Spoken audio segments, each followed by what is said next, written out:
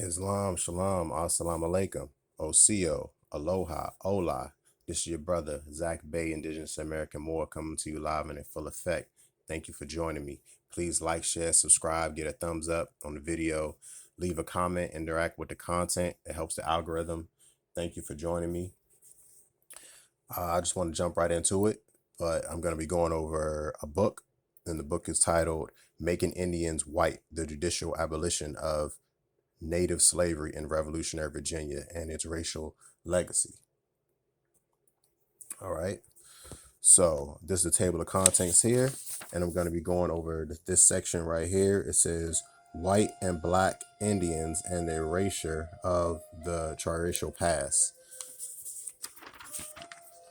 So this book has a wealth of information. It's a bunch of case studies, case law of indigenous people in America, mostly the Virginia territory, specifically. Sorry, I said America or Al-Marak, in the Virginia territories, mainly about racial identity for indigenous people. So we're just going to jump into it and see how Indians or Moors became black. So it went from Moors to Indians to black or white. And everybody knows that black is interchangeable with like Negro or African American or nigga, all those misnomers, dead statuses. All right, and white is generally thought of as like Anglo-Saxon, which they're both legal statuses. All right, so let's just go into it. Indian whiteness was defined primarily as a negative. Indians were not black. Even this limited grant of whiteness had pernicious long-term consequences for Indians. Although the ideology of Robin granted freedom,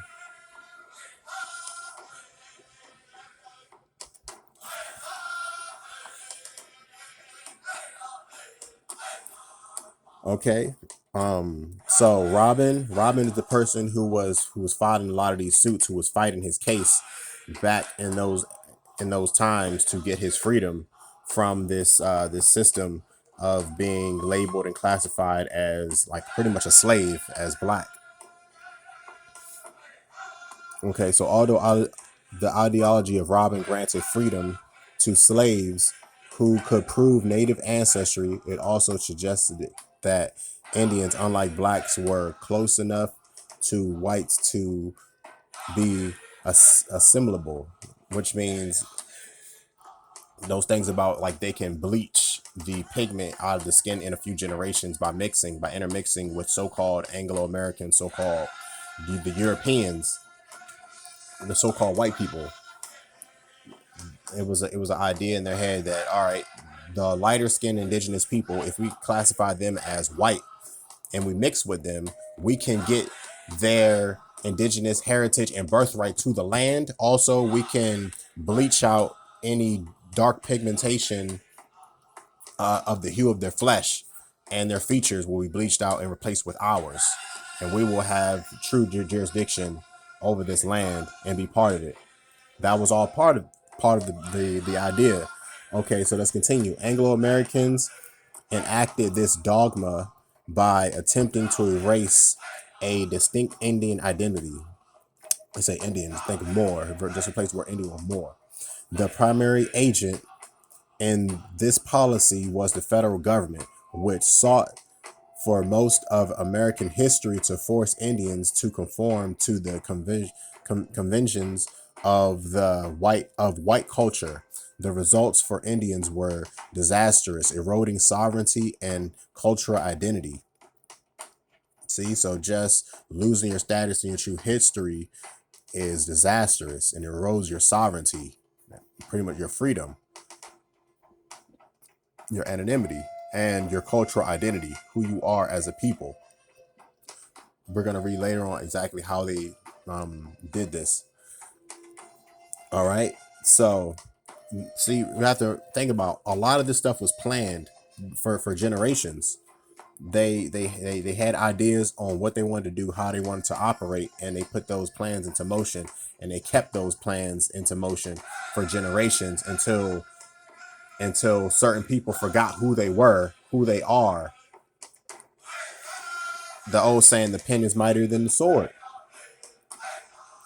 In the late 18th and early 19th centuries, this attempt consisted largely of the civilization policy, a concerned effort to turn tribes away from their traditional economies and convert them into subsidiary farmers. The Dawes Act, the 1887 Dawes Act forcibly imposed this goal on Indians living on reservations by parceling communal tribal land into individual farming plots and selling off the access with the aim of undermining tribal identity. See, so that actually happened in my family on one part of my family. Searching the enumeration documents of the Cherokee County in Alabama, I seen that my great grandmother grew up on indigenous tribal land, a farm, and different places on the enumeration document where it would have like land plot number or the municipality it belongs to, the representatives for said area and stuff like that. A lot of that stuff was left blank, which shows that it was separate from the American lands as far as just normal land that the government had jurisdiction over. It was still separated as far as this is tribal lands under a sovereign rule by said tribes.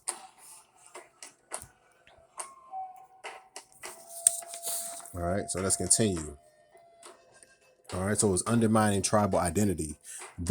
This policy was reinforced by the common practice of forcing Indian children into boarding schools to kill the Indian.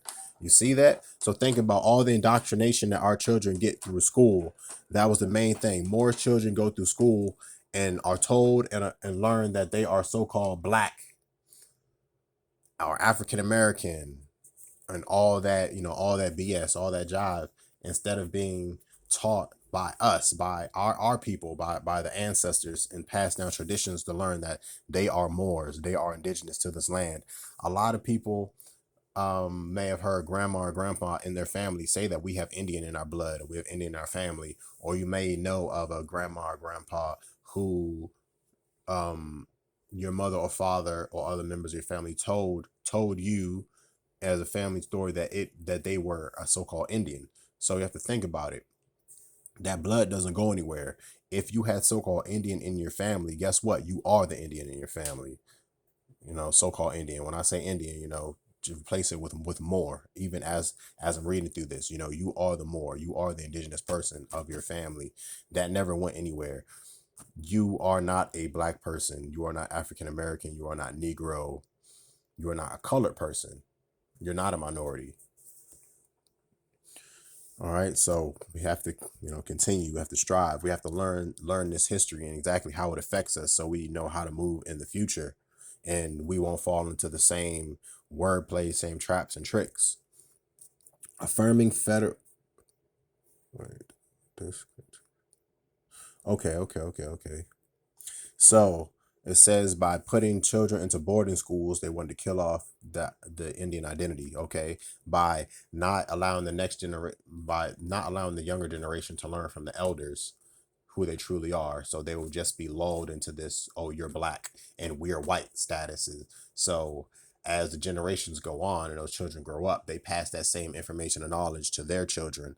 So that's why a lot of our people are in this situation by not having those family stories that was held on and treasured and passed down. They only learned from the public school systems that they were a Negro or they were black and not indigenous, not Indian, not connected to the land at all. All right. So affirming federal plenary powers to regulate tribes, internal affairs, even in violation of treaties that granted tribal sovereignty. See, these people stayed violating treaties. They will make promises and pacts, and then they would get the advantages of them and then break them on our end, and then enact um use acts of war, acts of terrorism to to uh to destroy our people's will to fight back. So eventually, people just stop fighting back because they knew if you raised arms, or raise your head and raise your voice and claim that you were a Indian or more indigenous, they would potentially burn down your farm, hang members of your family, and pretty much take your land and take your property. These people, these Anglo Saxons, these Europeans were just savages. They were extremely brutal, and they were extremely conniving when it came to these treaties and always breaking them and violating our people. All right, so let's continue. Although in the 1930s, the Indian New Deal restoration of Indian self-determination, courts have recognized Indians' right to self-government and cultural anonymity only since the 1970s. The definition of Indian status remains a contested judicial and political issue, no longer because it confers freedom from slavery, but because enrollment in federally recognized tribe determines jurisdiction, this jurisdiction from the U.S. government or state government, and taxation confers the right to health care and other federal services. So there's benefits from being labeled as so-called white, or pretty much being a labeled a so-called white Indian by the federal government. There's benefits in that. And best believe, unfortunately, a lot of the people who receive those benefits by being labeled and categorized as a white Indian have an unspoken rule that they have to keep the so-called melanated, the true indigenous descendants, out of their affairs, out of their rightful birthrights. They have to separate them by claiming they are the true descendants and the indigenous aboriginal people of this land, and completely ignore and separate the melanated people, the people who were categorized as the so-called black people, not just black Indians, like black people, African American, Negro, all of that. Okay, so legal definition of Indian status remain contested to this day. That's why they contested it, the Indian statuses. Um,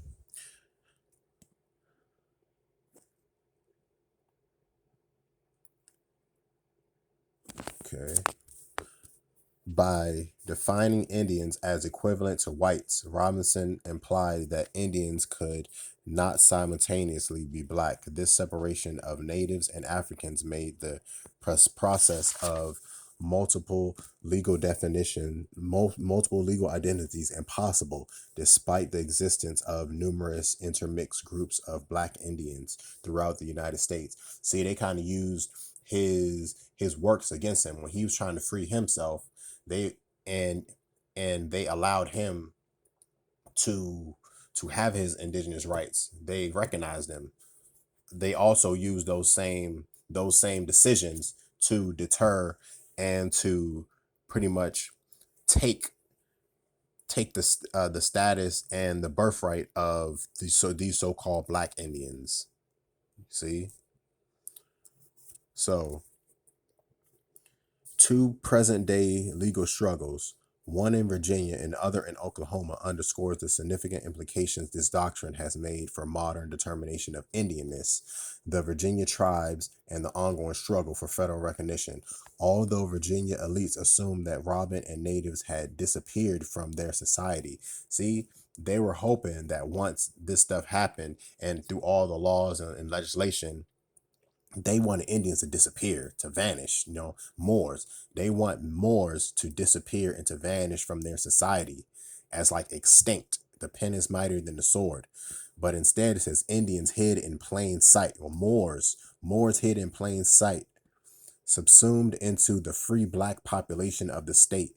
Despite significant intermixing, the law maintained a strict division between Indians and blacks. Only natives with less than 1/4 African blood were considered Indians, while the rest were labeled colored.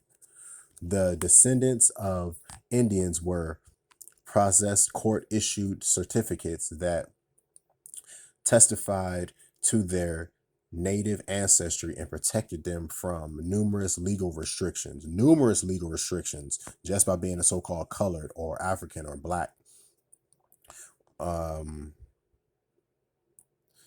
Imposed upon free blacks. The need for such documents suggests that Virginian Indians appeared physically indistinguishable. See, Virginian Indians appeared physically indistinguishable from their African American neighbors. See that? You got to read out this whole thing. I apologize if it's a little off-centered because I'm reading from the page, but it says Virginian Indians appeared physically indistinguishable from their African American neighbors in the eyes of whites. In the 1920s, eugenics even included that the remnants of Virginian tribes could not possibly be true Indians since they looked black. The response was a series of so-called racial integrity laws that, among other previous provisions, excluded anyone with more than 1/16 Indian blood from being white. See that? See that? Eugenics. You gotta think about that. Eugenics, trying to wipe out a certain category of humans for the so-called favor of the so-called white race, superiority type stuff. See, so Moors are Moors. So the documentation that we have here and plenty of supporting evidence says that the Moors here, the so-called Indians here on the East Coast, are indistinguishable from so-called black people, of so-called African Americans, who they call now. So the people who they label as so-called African Americans, Negro, black, colored, so-called Indians, they're Moors. They're all Moors. It's telling you right here in black and white. You can check this stuff out. I'm not even going to go through the legal cases because these are the actual legal cases here, all at the bottom. All the resources for these. A lot of the stuff that Robin did when he was fighting.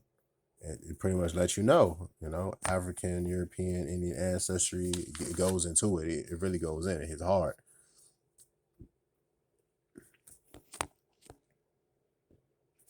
Okay, so let's continue.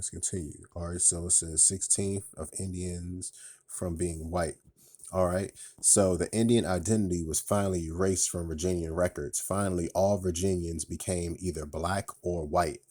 Virginia had at least completed the long process Robin began by dismantling Indians' ambiguous racial structure, ambiguous racial status. It had obliterated its state triracial past from its laws. Virginia Indians and the present.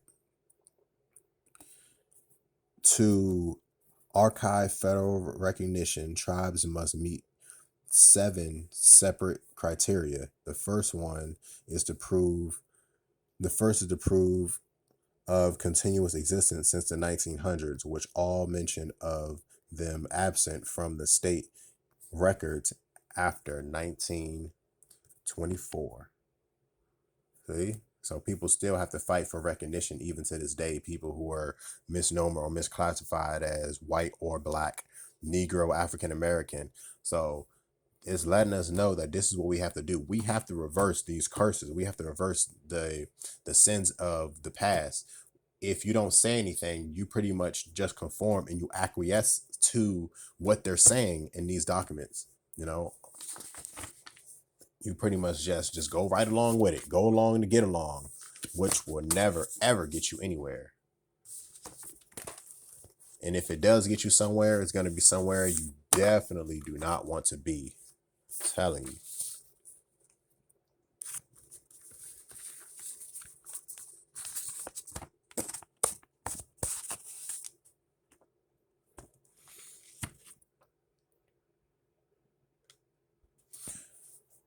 all this stuff isn't antiquated. Some of this stuff even goes to like present day. I'm just going to read this small section, then I'm going to end the video. It's been about 20 minutes now, and I'll make 2 other videos in conjunction to this a little bit later, but I'm just going to read this quick highlight section.